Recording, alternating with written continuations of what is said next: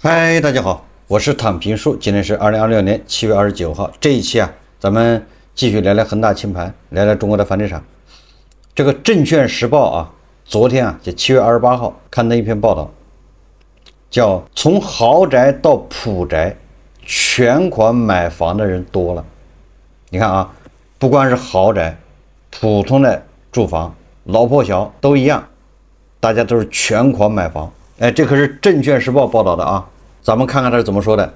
全款買房的人在變多，今年以來，全國多地樓市展現暖意，政策端持續釋放的優化信號，讓市場預期逐步企穩。一個值得關注的變化正在悄然發生，在首付門檻降低、公積金政策持續鬆綁的環境下，越來越多的購房者主動選擇降低槓桿，甚至直接以全款方式完成，而且這個趨勢正從高端豪宅市場傳向普通住宅市場。200萬元以內的房源佔比高，什麼意思呢？今年高端豪宅市場成為引領市場的主力，全款買房的比例也明顯增加。記者近期在深圳走訪時發現，多個豪宅項目熱度不減，去化表現持續亮眼。例如深圳灣超級總部基地一處豪宅公寓項目，自去年12月首開便創下單日認購超70%的成績。該項目相關負責人向記者透露說這批認購客戶中，超90%買家都選擇了一次性付款。不僅是豪宅，普通住宅市場的全款買房比例也逐步增加。根據深圳貝殼研究院監測，今年上半年深圳二手房全款買家佔比達到 25%， 較去年同期擴大 6.3%。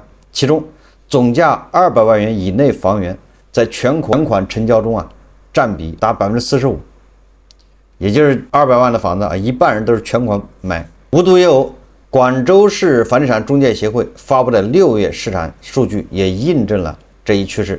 當月廣州二手房按揭購房比例僅為 45%，較5月大幅回落 5.8個百分點，按揭佔比明顯收縮，恰恰對應了全款以及低槓桿購房群體的擴容，也就是越來越多的人全款買房。這個一會兒還有央行的數據做對應。那麼這個證券時報他說買房收租是否合算？最近媒體不是報道嗎？對吧？誰買個14套房，在長沙、在成都買8套房呢，然後出租，对不对？咱們也做過節目他說驅動這一趨勢的核心邏輯之一是高租金回報率的吸引力逐步提升。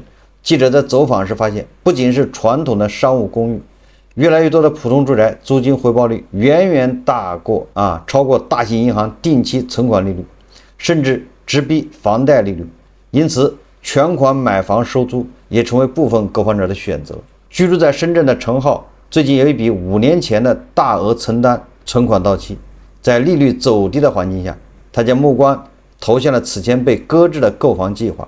之前大額承擔年利率超過 4%， 現在利率已經不到 2%。 他表示我也不擅長其他高風險投資，所以決定先買個小戶型出租，以後拿來自住似乎是不錯的選擇。記者在深圳福田區羅湖區走訪時發現，由於單價及總價相對較低，即使租金水平相近，使得商務公寓的租金回報率通常更具吸引力，甚至超過 4%。 深圳貝殼研究院調查也顯示不少購房者購置類似房產，如出租獲取收益、給長輩養老等居住需求，出於控制持有成本的考慮，更願意一次性結清房款。從名義利率和實際利率對樓市的影響來看，一方面買房收租的回報率相對銀行存款的名義利率有優勢，讓小面積住宅以及商務公寓受到青睞。另一方面，實際利率較高情況下，買房者或以自有資金投入為主，主動降低槓桿水平。有專家認為租賃市場進入存量時代，存在供應量大、租客主導市場等特性，也就是供大於求现在是買方市，就是租方市，谁租房谁有主动权。而目前市场上確實有一些房產，由於前期價格超跌，租金回報率還不錯。但購買這類房產最好是一次性付款，而且必須是中短期內不用且沒有穩定投資渠道的資金，在區位選擇上重點關注中心城區、地鐵站1公里範圍以內以及就業集中區域。物業選擇上最好是小面積的次新房，或者樓齡雖長，賣相雖差，但可以通過少投入的裝修來提高溢價率。此外，出租房產也要考慮可能存在的空置、租客到期要求降租金等情況。算收益率時，也要把稅費、中介費等各種成本都要加進來，做理性的判斷。證券時報說了啊，除了買房收租，多地大幅調高公积金的貸款額度，也讓公積金成為许多購房者的優先選擇。多位受訪者表示，目前購房還是會控制貸款金額，優先把公積金貸款額度用足。上海易居房產研究院的副院長严躍進表示啊，這背後其實存在一些結構性原因，比如部分城市的二手房市場，公積金貸款的支持力度很強，很多購房者在使用了首付款和公積金貸款后啊，基本上就能夠比較容易買下這房子。這個時候可能也會分流一部分商業銀行貸款需求，這也體現出公積金都是支持住房消費的力度。有業內人士表示說全款買房比例的持續攀升，代表着市場購房觀念已經逐步出入理性，房產的居住屬性也在慢慢回歸主導位置。依靠高槓桿撬動多套房產的商業邏輯已經不再適配當下的市場環境，剛需小戶型、低價洼地片區成為全款交易的核心區域，印證了輕資產、穩配置的置業需求正在主導二手市場走向，市场成交結構隨之迎來更長期的優化，如重構。這個什麼意思啊？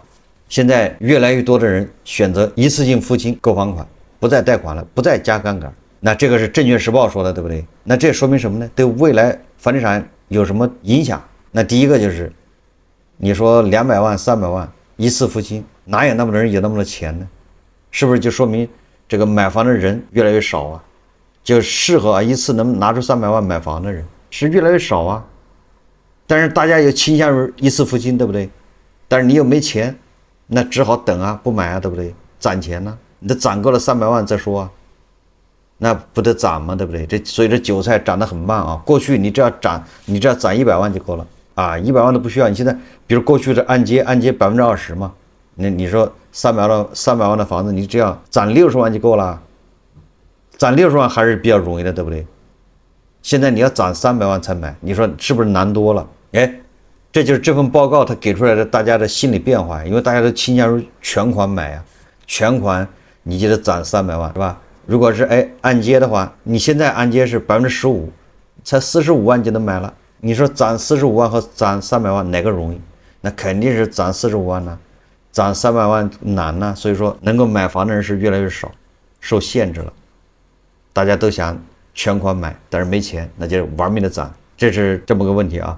第二個也能說明啊，為什麼現在對吧？上半年樓市你看人家可以是吧？二手房，尤其是一線城市。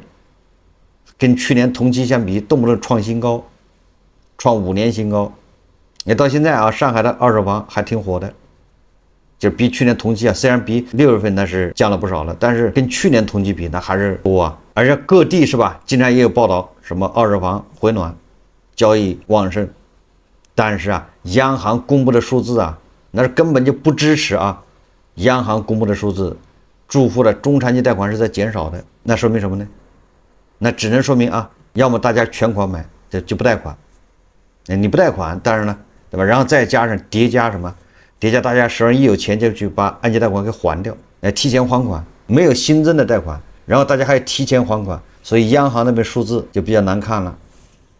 這個財經新一線啊報道，他說央行最新發布，上半年個人房貸餘額減少7163億元。2020年的上半年啊，個人房貸的餘額減少了7100億，什麼概念？將近7200億減少啊，這是罕見的。7月28日，中國人民銀行發布2020年2季度金融機構貸款投向統計報告。數據顯示，截至2020年2季度末，金融機構人民幣各項貸款餘額82.63萬億元，同比增長5.2%。上半年人民幣貸款增加10.72萬億。2026年的2季度末，人民幣房地產貸款餘額50.74萬億元，同比下降4.9%。這個是銀行裡面統計出來的人民幣的房地產的貸款餘額，那不叫按揭貸款嗎？餘額是50.74萬億，跟去年一比少了4.9%，這是在下降啊。上半年減少1.23萬億。2020年2季度末，房地產開發貸款餘額12.62萬億，同比下降8.5%，上半年減少5402億元。個人住房按揭貸款餘額36.29萬億，同比下降3.8%，上半年減少7163億元。這是央行的報告啊。2026年上半年，咱們按揭貸款，咱們牛馬韭菜背的這個按揭貸款少了36萬億，餘額是36萬億啊，少了7200億。你看這個跟證券時報的報道，對吧？跟咱們過去說的一樣啊，就是大家都是全款買房，你不是全款的話，那很多都是把这个首付比例提高到50%、60%、80%，就是尽量的降杠杆。虽然上半年二手房显得好像很火，对吧？上海、北京。但是你大家都不加杠杆，是不是这个趋势啊？不加杠杆，完了之後，你前幾年買房的貸款還沒還完的，現在都是攢錢玩命的還貸款，勒緊褲腰帶，從牙縫裡攢錢呢去還按揭貸款，所以導致今年上半年按揭貸款少了7200億。為什麼說從牙縫裡那個摳錢呢？那就看消費貸2020年2季度末不含個人住房貸款的消費性貸款，就是把這個按揭貸款去掉你買房子按揭貸款去掉，消費性貸款這個餘額是多少呢？餘額是20.83萬億，同比下降1.7%，上半年減少3400億，就大家也不去貸款消費了這個消費貸也下降3400億，都是勒緊褲腰帶。那這個房貸再說一說房貸，2020年2季度。個人住房貸款餘額36.29萬億呢，較一季度少了4300億，環比下降1.17%。就是按理都是2季度對吧？4、5、6嘛，這3個月基本上都是小陽春，是不是？因為1月、2月要差一點嘛，3月是小陽春開始，好4月、5月對吧？6月，好4、5、6結果2季度比1季度。這個個人住房按揭貸款還下降了1.17%，環比還減少，比2025年2季度減少1.45萬億，同比增速為負的3.8%，比一季度還要擴大跌幅，就是跌幅進一步加大。自2023年2季度同比轉負以後個人住房貸款已連續13個季度負增長，那就是快4年了負的增長。從長期路徑看，個人住房貸款餘額從2004年4季度1.6萬億增長至2022年2季度至2023年1季度的38.9萬億高位記住了，2023年1季度是達到了頂峰38.9萬億，隨後進入回落階段，2026年2季度餘額較高位減少2.61萬億元，下降6.7%。這不是低基數上的快速收縮，而是在較高存量基礎上持續多個季度緩慢的回落。住房貸款仍是居民貸款中體量最大的單一用途項目。2020年2季度佔住戶貸款餘額的44%，佔消費貸款的63.5%，其佔比也在下降。通過這個大家知道現在樓市什麼個行情，是不是大家猛加槓桿，瘋狂的去買房？沒有對吧？所以說我們說的也對，就是現在越來越多的人用消費的眼光看待樓市，那全款買就是消費對吧？他不想加槓桿，對吧？我不想負債，30年的貸款一背我受不了，對吧？我有這300萬我就買，沒有300萬就算了。越來越多的人都這個思路這個央行的數據，對吧？實際上就告訴我們這個，剛才證券時報對吧也報道了，實際上就是越來越多的人像我們說的一樣，就是用消費的眼光看待房地產。對吧？買得起就買，買不起我就等再漲一漲錢呢。這房子就是消費了。如果說用這種覺得房子還漲價的思路的話，那他就肯定会加槓桿。都涨價，对吧？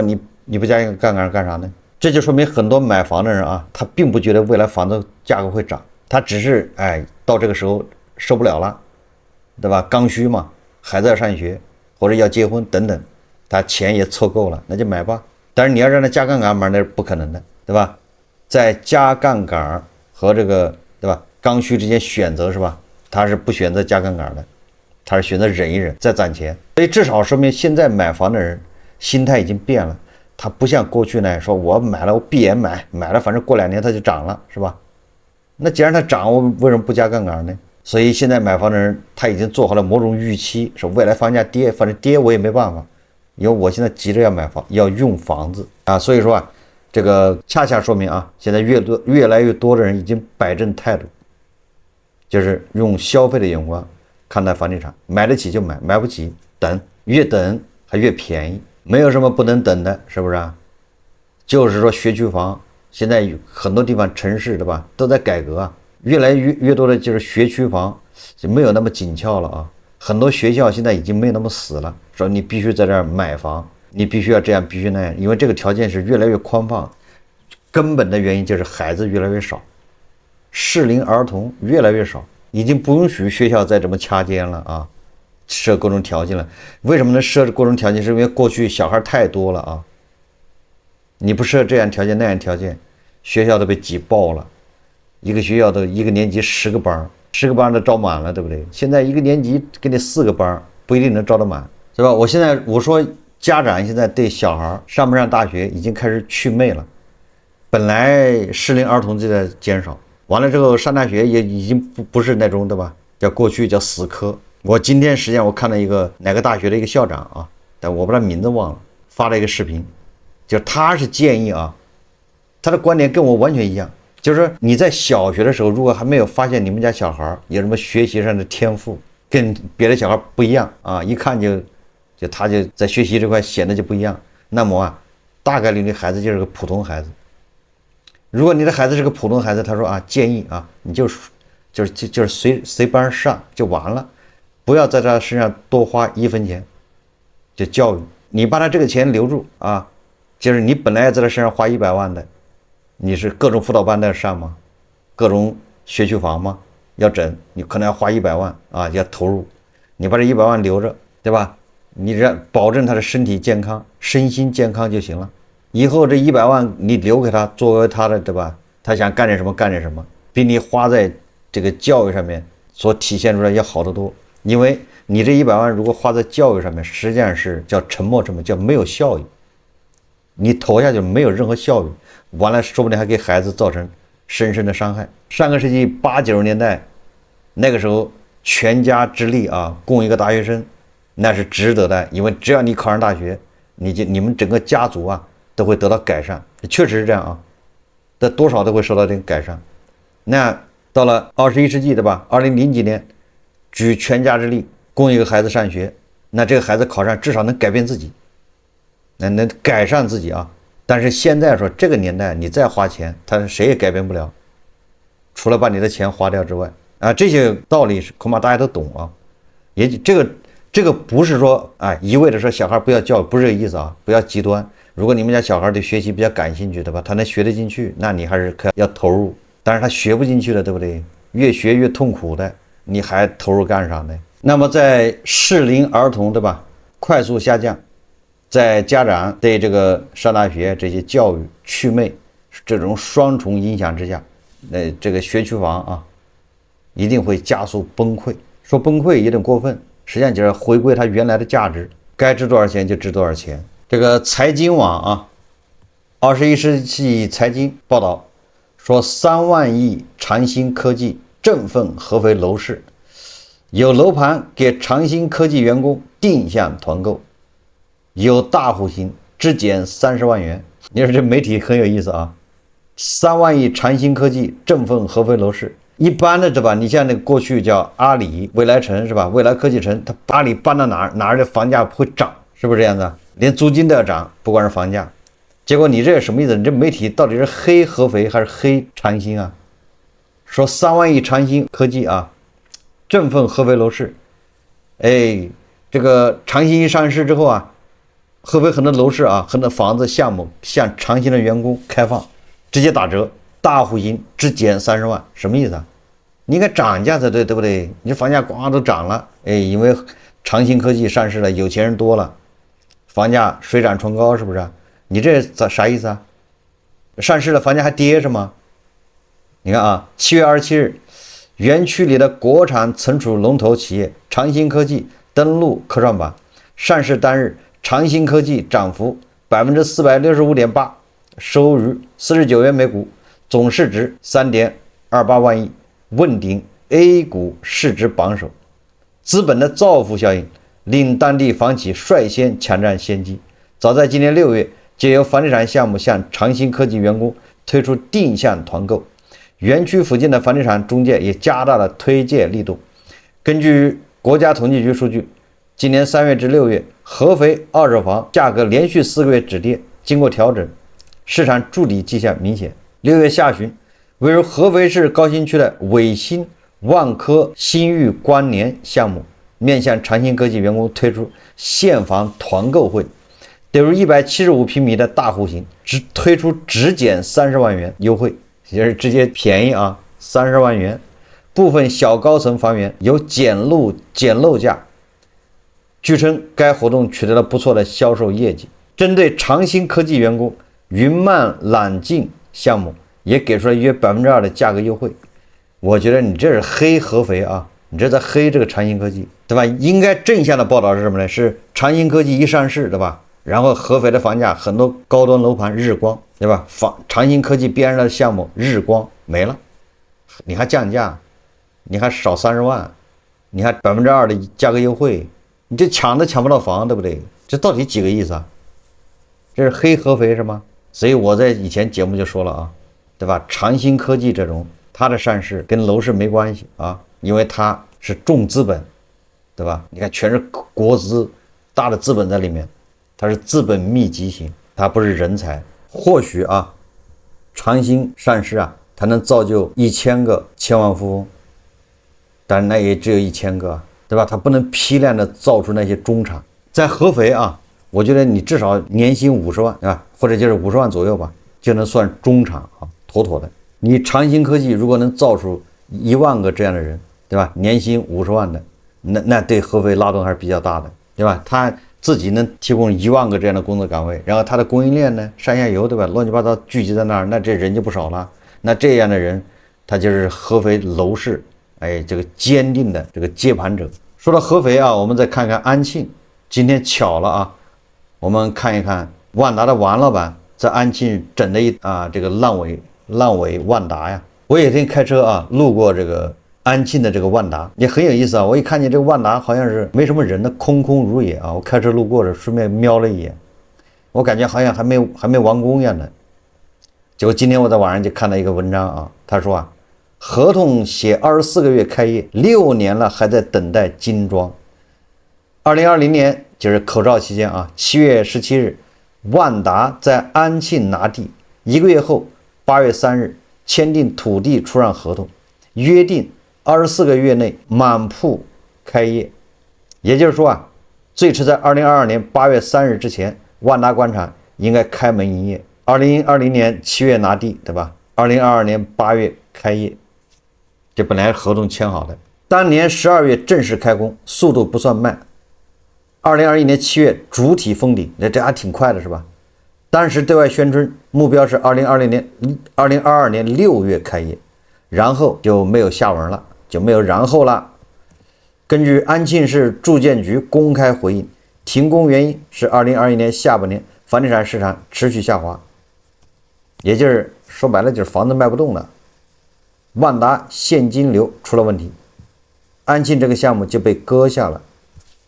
之後的故事啊，是一連串官方承諾和跳票。2022年6月27日，安慶市住建局下發了竣工提醒通知單，提醒萬達合同約定的開業時間快到了。4個月後，10月25日又下發了合同履約通知單，萬達遞交了延期申請。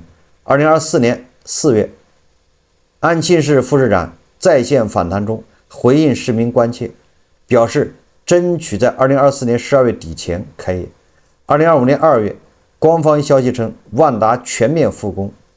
7月，安慶市住建局答覆市民，預計2025年年底開業。2026年4月，安慶市資規局披露了最新進度，土建100%，外裝95%，精裝35%。什麼意思啊？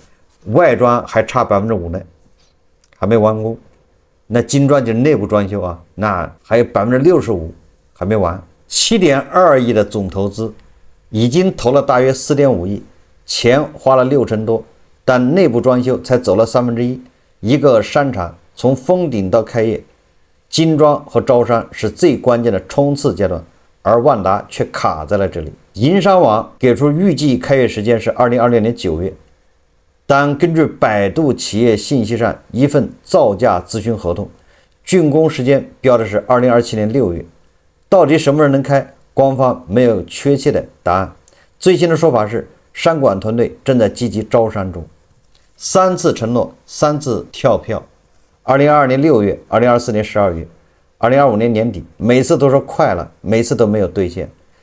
精裝35%卡住了整條鏈。大樓的殼早就建好了，我路過的時候看見外面啊，好像是完工了，但是好像還沒，最後還有一點。外立面也弄完了，但裡面還是個半成品。精裝35%意味着什麼呢？電梯還沒裝完，地面還沒有鋪，吊頂還沒有封完，衛生間也用不了，那商戶是沒有辦法進去裝修的啊。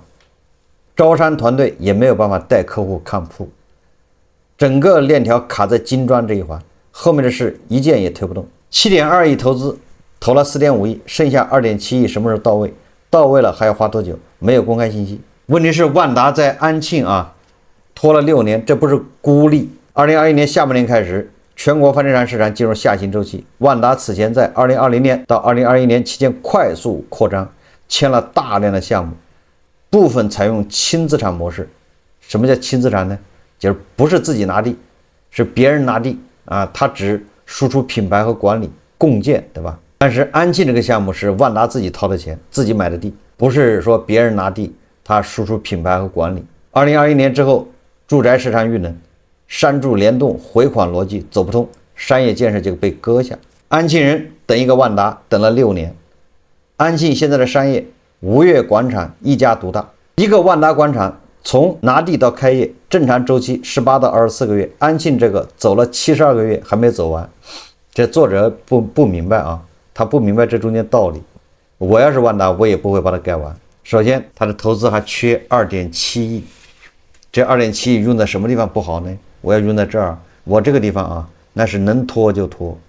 有很多人不理解啊，你首先第一個，安慶的房子賣不掉，他呢肯定有公寓或者有住宅，住宅賣不掉，对不对？現在誰買啊？房子賣不掉，這第一個。第二個，他如果再找來2.7億，把這個整個的萬達給裝修好，達到招商標準，那麼問題又來了。首先這2.7億從哪兒找？這萬達現在就是缺錢，缺得嗷嗷叫。我2.7億他完全可以拿去救命續命，你這個永遠是在建工程，是不是这道理啊？第三個啊，就是什麼，他的好鋼要用在刀刃上。他有這2.7億，他去幹點什麼不好呢？把最要緊的錢給還上，免得違約，對吧？給他的員工發工資，或者把更有前途的項目給他搞起來，或者是他現在很多萬達廣場運營需要錢，所以他這2.7億好鋼要用在刀刃上，他為什麼用在安慶這個萬達上面呢？沒必要。第三個最主要原因啊，就是現在萬達已經夠多了啊！你看，別看安慶沒有萬達，全國的萬達那麼多，沒有賺錢的。王老闆手上還有400多個萬達，都不賺錢。如果但凡賺錢，不要說賺錢啊，但凡他能夠盈虧平衡，他那個萬達都被別人拿走了，頂佔去了。我不知道大家能不能理解這個事啊？王老闆手上還有400-500家萬達在他手上呢，王老闆欠外面那麼多錢，為什麼沒有人把他萬達拿走呢？是因為萬達在賠錢。萬達廣場啊，但凡這個廣場他能做到平衡，馬上債權人就把它拿走了，頂佔去了。現在債權人不敢頂，為什麼呢？商業地產你頂過去啊，你頂過去你自己背了個雷過去了。你看啊，昨天咱們說了，商業地產、經營性地產你還交稅，有房地產稅，他跟住宅不一樣，住宅持有环境沒有稅啊，你租不出去，對吧？你頂多交物業費，物業費你還可以扯皮不交，人家也不能把你怎麼樣。所以說住宅還不一樣，他那個商業地產你欠國家稅，你每年都要交，对吧？然後這第一個錢啊，第二個錢，你只要一開業，是不是電費、保潔費，對吧？各種費用都要交啊。你個商場你是開業了，你不開空調是嗎？電梯不開是嗎？保潔不搞是嗎？這都是要去花錢。在安慶開個萬達廣場，我認為他不一定能，他賺不到什麼錢啊，對吧？他全國的萬達廣場都不賺錢，跑你這兒能賺錢？安慶人有錢是嗎？一樣的啊，都是慣的人多，天熱了沒地方去，無聊的很，對吧？小地方沒什麼地方去，那去萬達去逛逛吧，反正他不买，溜达一圈，然後就是好貴呀，对不对？這衣服怎麼賣1000多呢？网上才9塊多，不香嗎？所以他會賠錢。在建工程他就不用交那個房地產稅，對不對？在建工程他就不用交電費，他也不用請保潔，他不用運營，多好啊！所以他就一直拖，沒毛病啊，對吧？這就是他的策略。你還指望着這明年開業，怎麼可能呢？你就拖着吧，啊，不要有指望，除非啊王老板那邊緩過來了，王老板自己緩過來，那才有可能啊。或者是全國的萬達廣場開始賺錢了，商業地產開始賺錢了，那這個時候他找錢，那把這搞起來，對吧？現在王老板是8個缸，只有2個蓋子，你讓他往安慶這兒蓋，你這不要他的命嗎？如果啊萬達廣場能賺錢，那他這2.7億他也可以找人來投資，對吧？他現在把股份讓出去，就萬達廣場，就安庆的萬達廣場，你可以讓你的參股，对不對？肯定能賺錢的。那為什麼不這麼幹呢？說明不賺錢呢，對不對？你想招商，人家一來一看，哦，蓋這玩意兒，讓我投錢是吧？沒門。所以從這個啊，安慶的萬達廣場實際上就反映出這個商業地產的一個，對吧？當前的一個困境，對吧？他不願意在安慶這個把萬達廣場搞完工，因為他搞完工他不賺錢，他還賠錢，他還找錢來之後弄完之後他還賠錢，你說他何苦呢？他所以不如就這麼耗着，對吧？所以這耗拖才是他的善策，這叫不得已而為之啊。到時候他建成了之後，他花了巨資，建完之後賣也賣不掉，也不能開業，一開業也要賠錢，又賣不掉。你說王老板的头大啊！全國像安慶、萬達這樣的有多少呢？就是在建還沒完工的多了去了，對吧？這叫止損。王老板甚至肯定都想把這個萬達給賣掉，誰願意掏錢接賣給他？只不過是你連蓋好的萬達廣場人家都不買，你還沒蓋好的誰會買呢？對吧？你賣不上價格，你花了4.5億了吧？那你賣頂多賣幾千萬啊，1個億頂多了。所以這個也是啊房地產的一個縮影。為什麼呢？如果這個住宅好賣是吧？